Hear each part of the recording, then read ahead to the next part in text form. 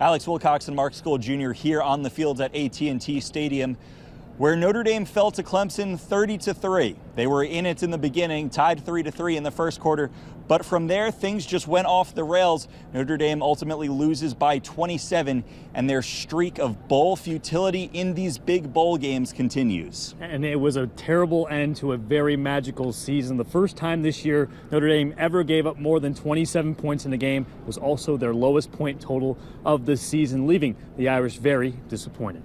You know, it's hard to win a game when you score 3 points, and you know, as an offense, we just got to do better, and we just got to, you know, play the way we've played throughout the whole entire year, and just control what we could control. And you know, we didn't need any superhuman efforts today, and we just needed to do what we've been doing all season, and you know, we weren't able to do that. If we were better tactically and technically today, if we coached better and we made plays today that we have been making all year, we would have had a pretty darn good football game going into the fourth quarter. It didn't happen that way, so we're on the brink. We're close. We're gonna work our tails off to get back here. Kelly is obviously very disappointed in the fight in his football team today, but he believes the future is bright.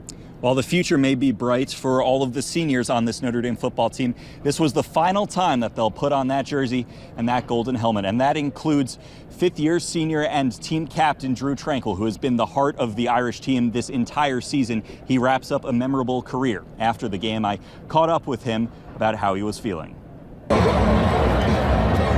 job.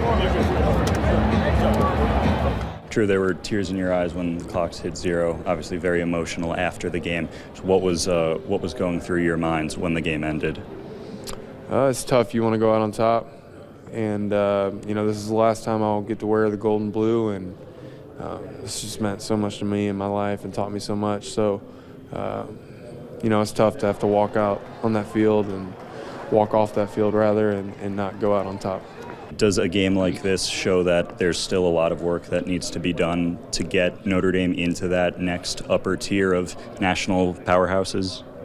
Sure, you got to execute when the lights are brightest, and we didn't do that tonight. Offensively, we didn't make the plays we needed, and so whether that's a mentality that needs to take place, more of a dog mentality, certainly I'm sure the coaches will go and evaluate the film and have a better answer than I could give you, but you know, we just have to be able to execute on the big stage.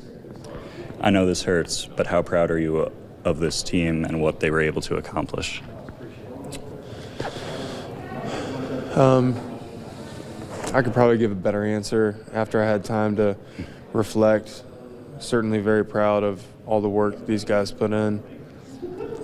I love each and every one of them and everything they've put into this program, and they're great representations of Notre Dame and the University of Notre Dame and what we're about.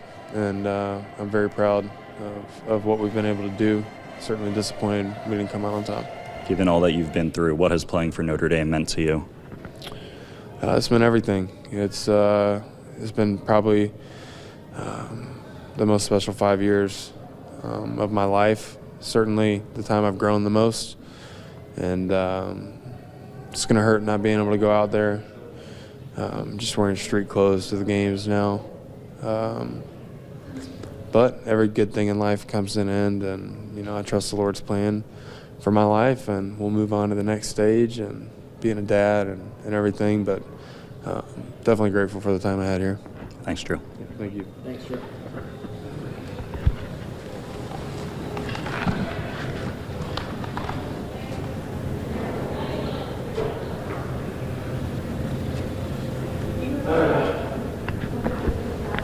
Every year, players graduate and leave the program, but a loss of a senior captain like Drue Tranquill certainly stings a little more. Definitely so. One of the best leaders in Notre Dame football history.